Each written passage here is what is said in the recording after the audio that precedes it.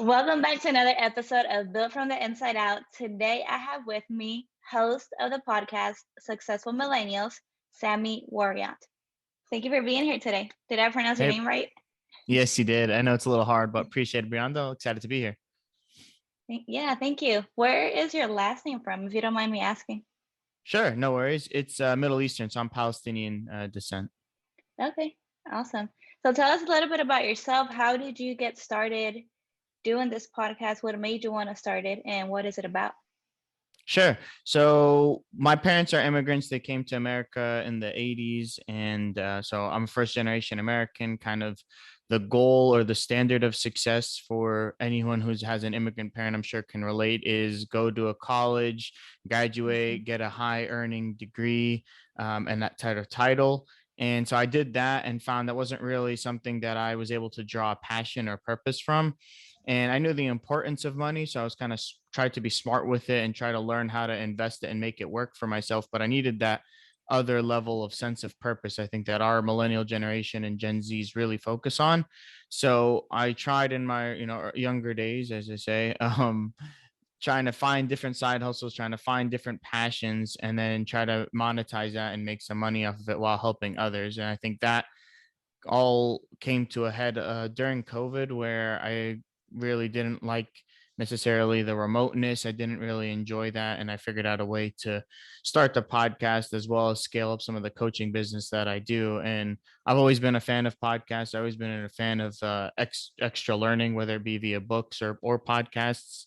So I figured if I could do something that would help others like me, and in an age range where we're all over the place, whether we be single, married, living at home, have kids, that mid 20s is a tough time to figure things out and everybody's all over the place. So if I can help people get their finances in order and help people achieve a balanced life, to me, that's what success is. That's awesome. So what did you go to school for? I went to Georgia Tech for computer science. So totally nothing Okay. related. I didn't Yeah. know what I wanted. I went to school Mhm. pretty early. And so I figured, let's do computer science, something that can be wide ranging and I can be in Mhm. any industry. But I hated coding. But then I was like, if I were to leave now, I would have to start over. And I still don't know what I'm going to want to do. So let me just build some discipline that tech, which is something they're really big on. And they kind of force you to do a lot of work. So I think that's where I started, like really building some discipline and pushing through no matter what. And eventually, like I found my way in financing and personal finance, but I never really coded once in corporate life. Okay. And then, so what you do now is you do financial coaching, correct?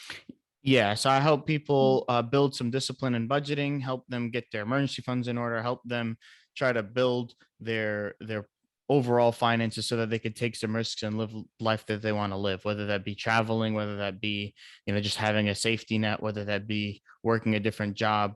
Everything at the end of the day, there's always going to be bills and there's always going to be money and involved, and we need to have that focus on it, not just ignore it, but instead have an open conversation around it and help improve things that maybe previous generations didn't care for.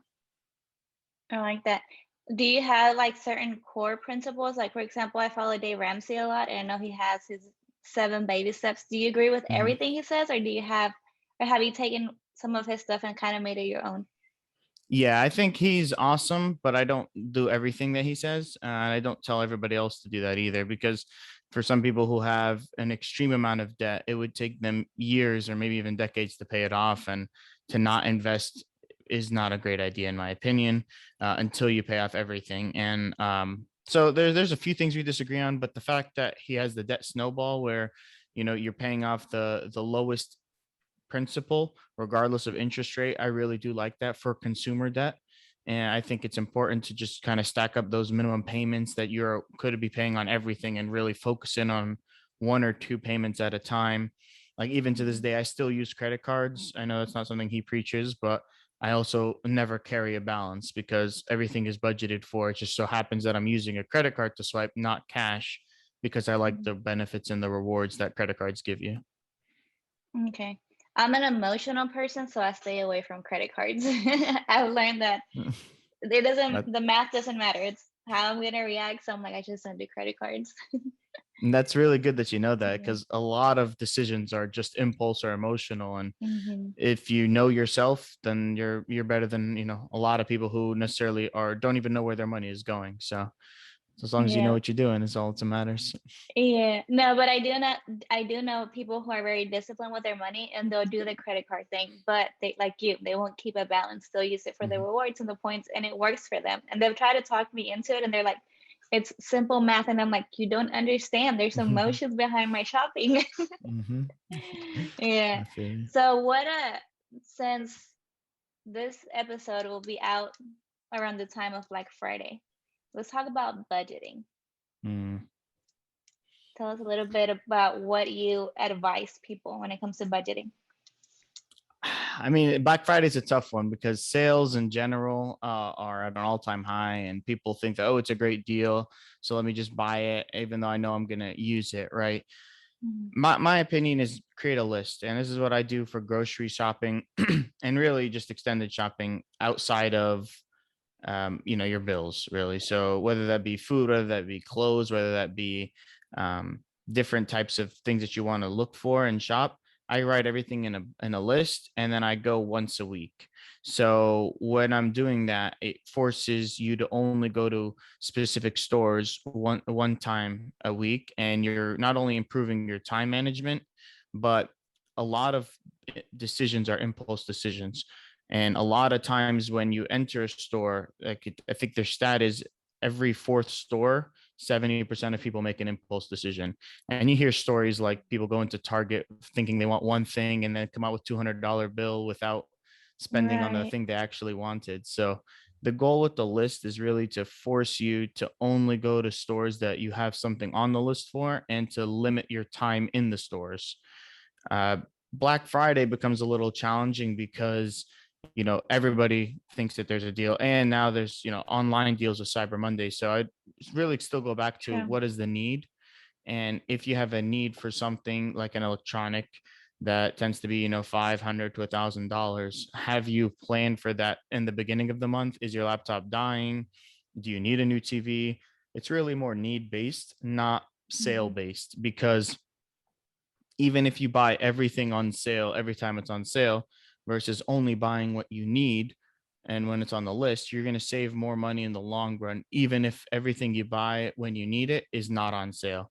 And I know it sounds counterintuitive, but there's graphs and there's numbers that we could show and prove that it's definitely the case, where buying things that you need is more time or more money conscious over the long run. Absolutely. Yeah, and it makes perfect sense because like sometimes I tell people they're like, "Oh, it's on sale, so I had to get it." And I'm like, "Well, I saved even more money because I didn't buy anything." Exactly. Yeah, so just because it's on sale doesn't mean that you're getting a good deal or that you should buy it because if it's not something that you, like you said, it's not on your list or it's not something you absolutely need or you didn't plan for it, you're just spending money at that point. Agreed. Agreed. Yeah. So I was listening to your first podcast and you have a lot of good advice for people. So tell me Appreciate it. more about how that first episode or how that came to life for you. So I wanted to start the podcast with like the framework of what I wanted to talk about. And I think like money is the overall focus because of the fact that it's used in everything. And if you're able to make a sustainable living, then you reduce the level of stress that you have on yourself. Not saying it's going to buy you happiness, but being being financially secure lowers the amount of stress that you have, which will help in your overall happiness. So I wanted to definitely touch on that one. And then the next one to me, and I know you'll really appreciate that, is physical and mental health.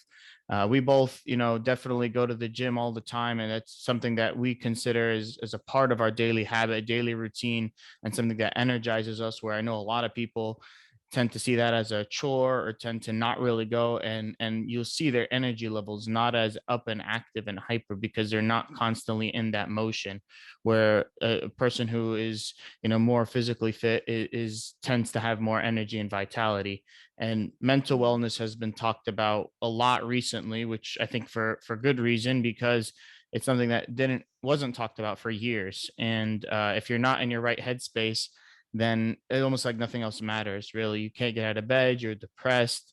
So I definitely wanted to touch on those two aspects of health. But even when you have those two things, if you're not surrounded by people you love, whether that be in your social life, whether that be in your, your spouse or your boyfriend, girlfriend, or whether that be even in your family, you feel that sense of aloneness. So I had to touch on relationships as well in the podcast. And then the final thing is you have to work in something that is passion driven or purpose driven, and that's where I had felt like I was missing in my last role. And that's kind of why the podcast brought all four of those together, and then that would lead to happiness or overall success. So having all of those and working on your discipline to build on all of those is really what I think drives overall happiness and overall success. So that's why I wanted to have the podcast to cover all of it, rather than, there's certain podcasts that just cover health and certain podcasts that just cover money, but they're not all intertwined, I think. And that's the reason for the podcast. That was the idea of it. And I like that because I had a very similar idea when I started mine. I wanted to do emotional health, spiritual, physical, mental. And I'm now working on my certification as a nutritionist. And I Nice. learned that wellness has 6 dimensions. And I Mm, don't remember off like right now what all they were, but I know it was physical, mental, spiritual, occupational, social, and there was one more. I can't remember what it was right now, but you have to, in order to be like I don't know if it's happiness, but you're just in a wellness state, like everything is balanced, everything is good, because obviously you're never going to be happy all the time. Life happens, we have up and downs, and that's okay, but mm-hmm. you want to keep a balance with all those 6 dimensions. So I love that you have that in your podcast. Appreciate it. Yeah. So Dave Ramsey has 7 steps. So talk about which ones you agree with and which ones you don't agree with. So I do think it's important to have an emergency fund. So that's kind of where his step one is, the baby emergency fund, $1,000. I think that is the just a mental security. 61% of Americans don't have $1,000 in a bank in case That's they have a high. flat tire. Yeah, it's not good at all. Yeah. Um, and that's just due to the fact that people live paycheck to paycheck, whether regardless of how much they make. I mean, there's a Hmm. term called Henry's high earners, not rich yet. Sorry. And those are still over 50% live paycheck to paycheck. So even if you're a six-figure earner, still people seem to spend more than they make or Hmm. not budget correctly. So it's important to have that, just because it gives you mental relief. And again, that's the whole point of money and financial security, is to give you a de-stress, it's to remove stress from your life, rather. Hmm. And so I definitely agree with that. I definitely agree with paying down the debt snowball. The rest of the order, I don't fully agree with. I would invest depending on how fast you can clear out your debt. And that's kind of where it depends on each person, how much they make, how strict they want to be, and what are their overall goals. Because I mean, he goes beans and rice, rice and beans a lot if you're in debt. Right. And So for I try. those Yeah. people listening who might not know who he is or what he preaches, so what is he, like a financial advisor? I just Hmm. found him on YouTube, and I know he does radio, and he's very famous. And I think my cousin told me about him, and she told me how, she had gone out of debt and she had all this money saved up, and Hmm. she's, preaching it to everyone. So I'm like, let me see what he has to say. So step one, so he recommends that step one, you save $1,000 emergency fund in Hmm. case the washer breaks or, whatever little thing. So you don't have to stress out. Like you said, they're not living paycheck to paycheck. And then Hmm. two would be the snowball, the debt Hmm. snowball, which means you're paying off your debt, not based on how much interest you're getting charged, but the lowest amount, correct? Hmm. Because you Yeah, get lowest that outstanding feeling, balance. right? Because you get that feeling of accomplishment, like I Hmm. did this, so on to the next one. And then you just throw all your money to one, and then once you're done with that one, you throw all your money to the next one, and that's why it's called the snowball effect. Right. And then the third one would be save 3 to 6 months, uh, an emergency fund. How would you say 3 to 6 months of expenses? Yeah, of expenses. So if you spend let's say $3,000 a month, then 5 months of that would be 15,000. And if you're single and you're younger in your career, you could take more risk. Maybe 3 months is better.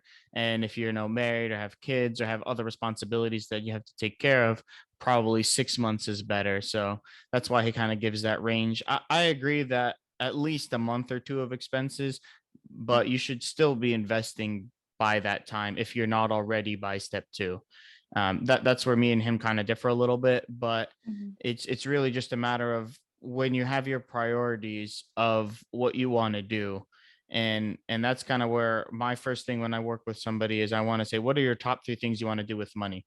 And debt is out of the question, and other investments are out of the question. What do you want to actually spend your money on is the goal of that question.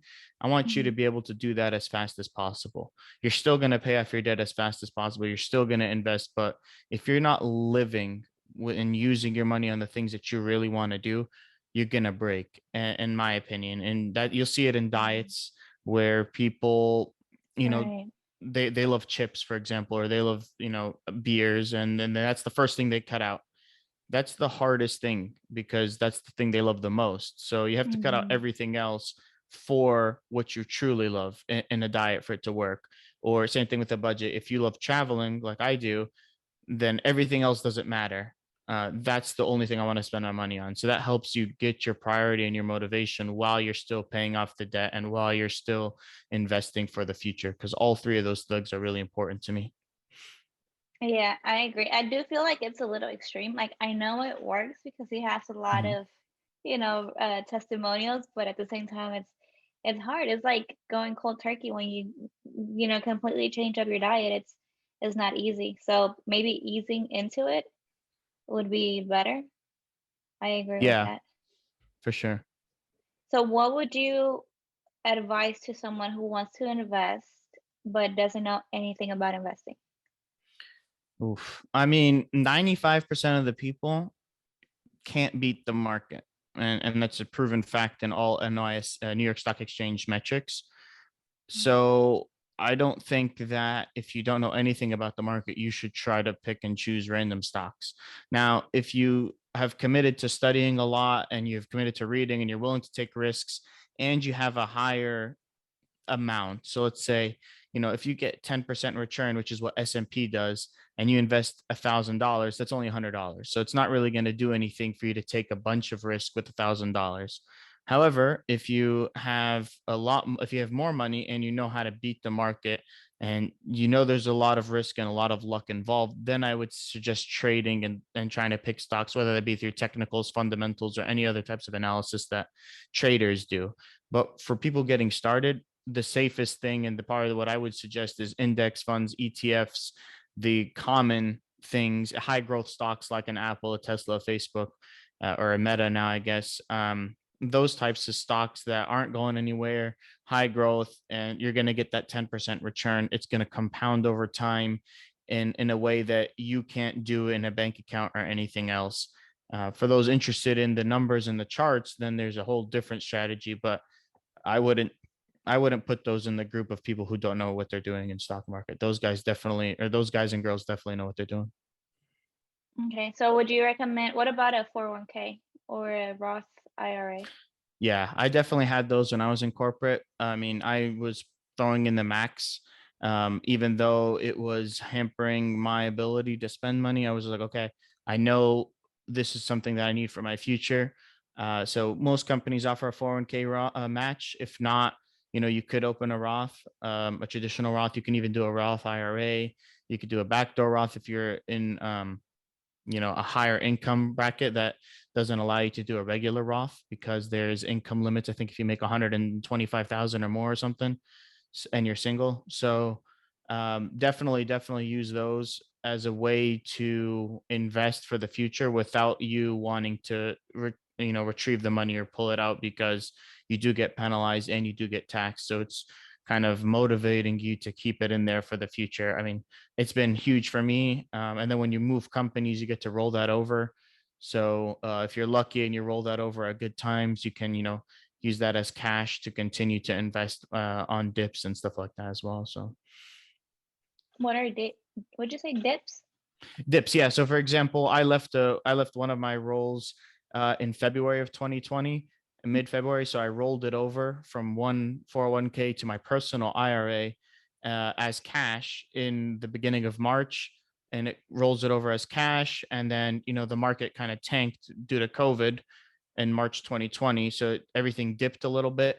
And then I had a bunch of cash waiting because of my 401k investments. So then I just jumped that into the market when everything was artificially lower. And so, sometimes you get lucky at that, sometimes you don't. But Mm. having the money invested over longer years is really the biggest thing. And 401ks and Roths do that. What about someone who doesn't have a corporate job and doesn't have that option given to them by their employer? Where do they You go? can you can do a traditional Roth, traditional IRA if you want. Okay. Um, You just there's Google Roth IRA. Okay. Yeah, or you can even just open a brokerage. You don't really need to, because the benefit of a Roth and a 401k are retirement accounts that you can't withdraw from until 59 and a half. But a regular brokerage account you can withdraw without penalty. So if you just want to get started in the market, you don't necessarily need a 401k or Roth. It's cool because most companies offer it, and they offer a match to incentivize their employees. But you can just open a brokerage as well. So like I have multiple brokerages, and I have my Roth, or my IRA, sorry. Okay. What do you think about apps like Robinhood and I don't know, there's a lot out there right now. There is a lot. Yeah. um I think it was awesome. What Robinhood did was, you know, make it so accessible for everybody to buy fractional shares. So like Amazon is a $3,500 stock. Maybe people don't want to invest that much in one share. So you could put $500 in Amazon and you get one Mm. seventh of a share. So it's really cool. It lowers the bar to entry, lower the barrier to entry rather. And it also allowed every platform to remove trading fees. So it used to be every time you make a transaction, whether it be a buy or a sell, you get hit with a fee. And so that really is a cost that goes away now, because Robinhood, Mm. when they first came out, was like, we're not going to do this. And now all the competitors had to do it as well. I personally don't Okay. use Robinhood, but Mm. I mean, Fidelity, I have. E-Trade is really good. I like Webull as well. Trend Spider, I've been on as a charting tool. They don't really have brokerage accounts yet, but there's so many out there. Find something that you can understand the charts in and feel comfortable with one of their big ones. All of them have mobile apps, so it really, there's not one that's better than the other if you're a long-term investor, in my opinion. If you're a trader, that's a different thing. Mm. Okay. What are your thoughts on the inflation? Oh man, it's so 20% of all the dollars that have ever been printed has been 20%? printed has been printed in the last year. So it's a little scary. You think of how long, we've been in business as a country, and in 1 year to account for a fifth of that is a lot. And obviously that's forced inflation to go up. Cost of living has gone up, where everything would point to things going down in price. It hasn't, and everybody is thinking it's a bubble, it's going to break. It could be true. I don't know when. I can't be a expert predictor, unfortunately, of the market, but I do think everybody, for those reasons, should be even more cautious with their money and have that emergency fund, have that type of safety net, so that Yeah. when it happens, and when it will happen, it's not going to be an if, it's just a matter of when. You're prepared to take advantage of that, rather than scramble and try to figure out where you're going to live if you get your home foreclosed on, like what happened in Mhm. 2009 to a lot of people. So uh, take advantage of the fact that everything's at a high now, and figure out a way to get that stability for the inevitable crash. Not to sound too So, pessimistic. yeah, I was gonna ask you if that was like similar to what happened in 2008, I think it was. Was it? Or Yeah. nine? Yeah, Well, 8 was when one things of those started to years. crash. 9 was at Okay. the lowest. Mhm. Yeah, it was. I don't know the exact inflation numbers then, but I Mhm. think it was just that a lot of the home bonds were backed by things that weren't very strong, and when the bonds crashed, then the homes crashed. And there's a great movie called The Big Short that covers a lot of the '08 crisis. and the Lehman Okay. Brothers collapse. But it was the fact that a lot of people got their homes foreclosed on. Here we have high unemployment rates. So hopefully it doesn't happen again. But like I said, I have no idea what's going to happen and when it'll happen. For those who don't really understand inflation, can you explain it to us why it happens and what it is Oh, man. exactly? So inflation is just when things get more expensive over time. It compounds in price. So there's many ways it can work for you. If you compound your interest in a bank, you're going to get a fraction of a percent. If you invest in the S&P 500, that's roughly a 10% year over year growth. So the easiest way to see how that affects is something called the rule of 72.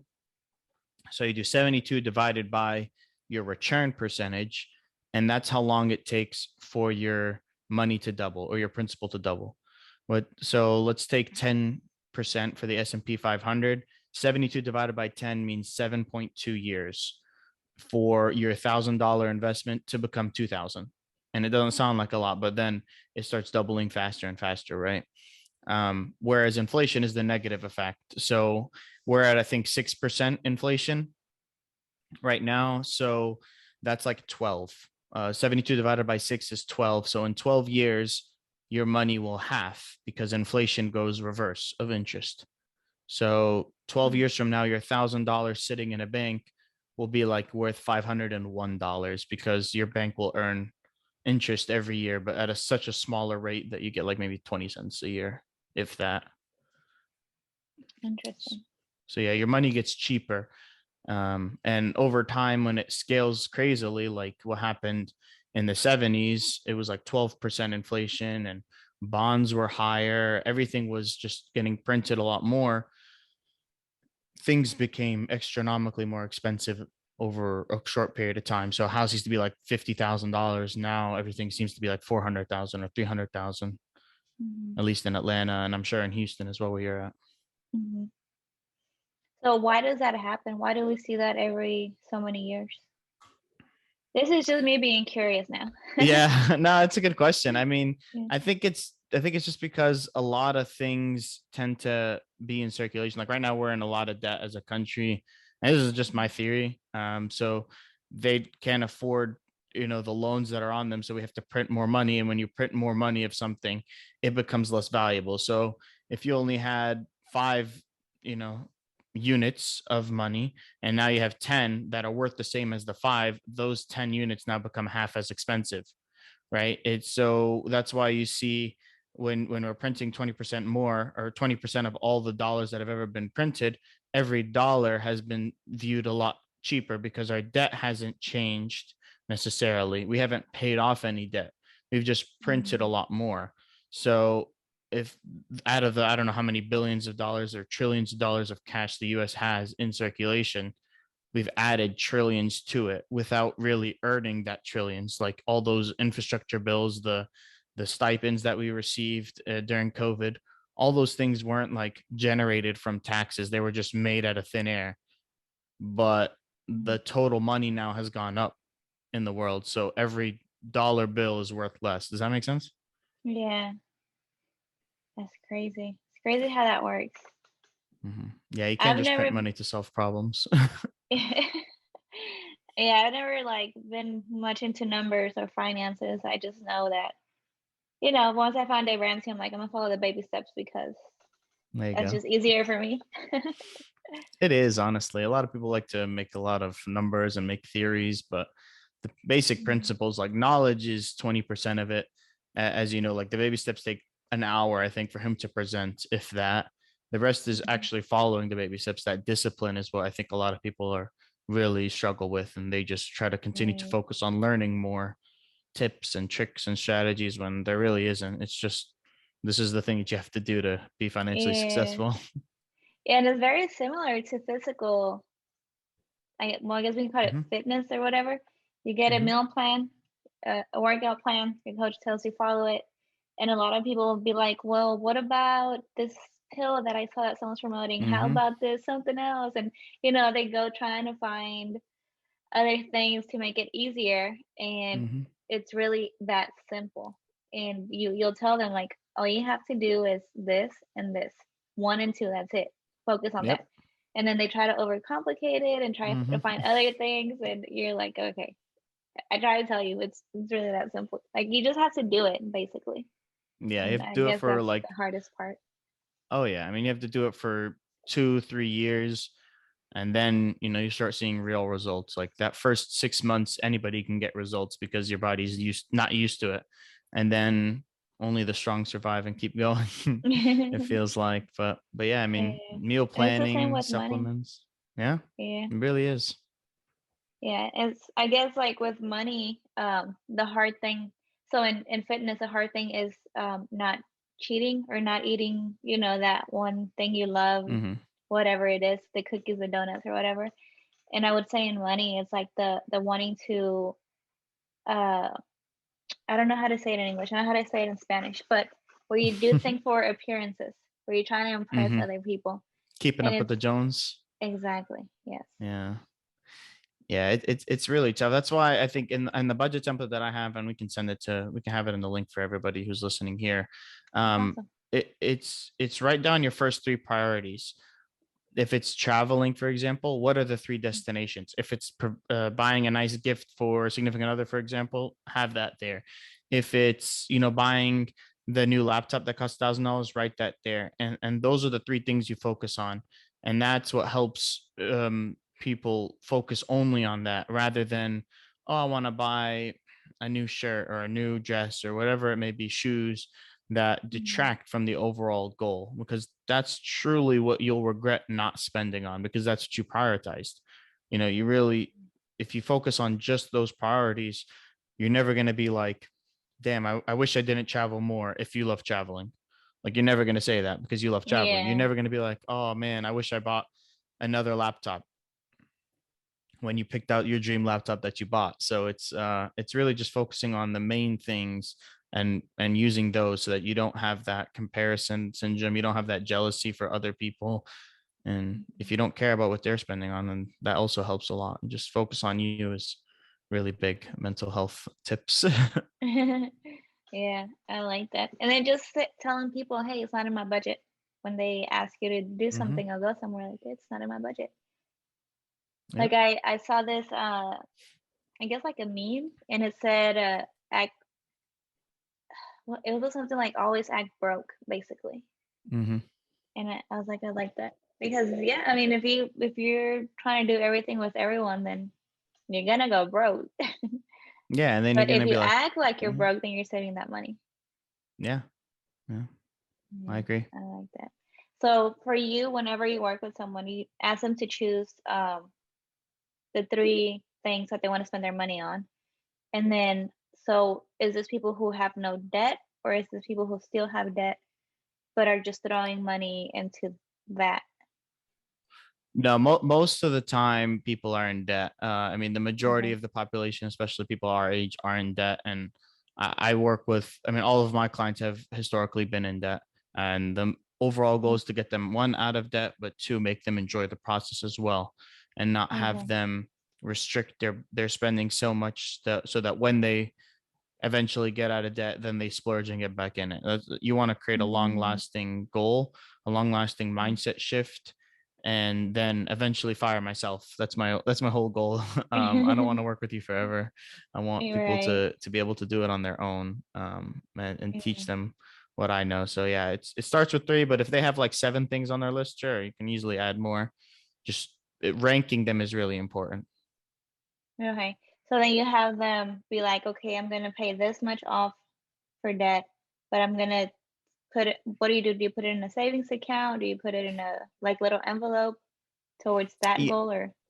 Yeah, I mean, that's more of a mental thing depending on the person. Like, for example, Mhm. you can't use a credit card because it affects your emotions. Some people are like that as well, where they need it to be Mhm. separated in another savings account.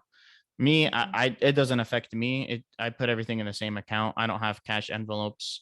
I've built the discipline to be able to stay with that, and I just don't care about my emotions as much, I guess. But that's not, I guess, rare in that case. So if it helps you to Mhm. do cash envelopes, sure. If it helps you to open another savings account, more power to you. If you separate it out by another line in Excel and that's good enough for you, I mean, that's what I do. So it really Okay. doesn't matter. And that's up to the client or whoever's working on it. Cause at the end of the day, it's their money and it's their goal, their plan. So, Mhm. So who would you say are the people that you, I guess, kind of follow their theories or maybe look up to, read their books, or listen to their podcast the most? oh man.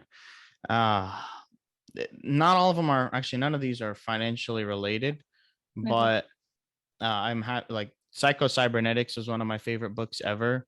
It's a book about mental, I want to say rewiring. It's about really NLP, neuro linguistic programming, and changing the way your mind thinks, and Okay. kind of overriding your subconscious. It's a very interesting book for those people interested in psychology, like myself. Mhm. Um, First I've things heard of first, it. I need to read yeah, it. you need to. You definitely need to. It's an Okay. awesome book. All right, it's There's on an my list. audio version, I have but a it's whole too list. dense. What was it? uh, Psycho Cyber. Psycho-Cybernetics. It's by Maxwell Maltz. It's an old book. It's like in the 1950s, My but it's an cousin awesome gave book. me a book. I think it's called The Fourth Turning, and it's from the Okay. 1990s something. And I just felt so dumb reading it. Like the way they used Mhm. to speak back then, and it's not even that long ago. I'm like, they're really dumbing us down. It was sad, but I still have Yeah. it, and I'm like, I need to finish reading this book. But it just Dang. like it was an eye opener to me because I was like, we've really dumbed down over the last few years, which is Yeah. sad. But Yeah. That book is also pretty dense. So I could totally agree. I had to stop like 6 times every page, it felt like, but I had we to pushed like through. look up words when I was reading this book. Yeah, I was like, what in the world? But yeah, I have it there. I haven't finished it, but I need to finish it. Nice. So, Nice. Psycho-Cybernetics, and then what else? First things first is probably my favorite book of all time. That one really helps teach time prioritization, helps teach discipline, helps teach like it's similar to the 7 Habits of Highly Effective People. It's by the same author, but to Okay. me, I read First Things First First first. things first. So Okay. yeah, I I'm like gonna that write one this down. better. Mhm. It's a great book. It's also an older version because the author had passed away recently, but it's one of those Okay. all-time classics. Podcasts. Uh, there's Millennial Investing is good. Robert Leonard. I had him on the show. He's also about our age, kind of on the grind and focusing in on real estate as well as investing. Um, I enjoy that one. I enjoy man, what is it? The Drew Prote. I'm probably butchering his name. It was called Broken Mind, but then he changed it to his name, Drew Prote Podcast. It's also about mind and mental health. I enjoy that podcast. There's a bunch. I mean, used to bounce through Zestology, which is a vitality and energy podcast that gives you tips and tricks. The productivity podcast. I guess I'll stop there. But those are some of my favorites that help me learn. I just listen to it on the car while I'm commuting to work or errands, and then just learn a few things on the way every day is the goal. Right. Um, my mind just went blank. I was gonna ask you something. Okay, so to summarize, well, everything we talked about, what are some key points that you want to leave people with? If you take Like nothing for away, them, yeah. yeah, if you take nothing away, I would create a list, use it in like Evernote or something on your phone, and just update it throughout the week with whatever things you need, whether it be groceries, whether it be clothes, whether anything you want to buy.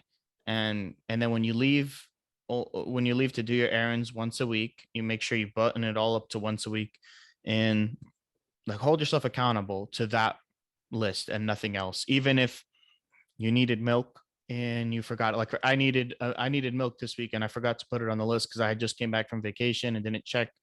I just didn't buy milk this week. So yeah, I wanted milk, I needed milk, but it's more important to focus in on the discipline and focus in on holding yourself accountable so that you can Oh wow. limit everything. And I still do it to this day. Like, even though I'm out of debt and even though like I have financially secured myself in a good position to where I need to be, but still always need improvement.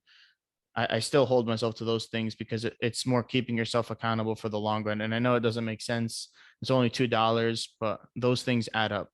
and that really limits you from the impulse decisions, which is, like I said, like 70% of decisions, and that limits you to your time. Even it allows everything. If you do it just once a week and you're not going to the store every day, you're also limiting your time in stores. You're freeing up more time in your calendar. So those two tips, I would say, are the main thing that for anybody to get started, I would highly recommend.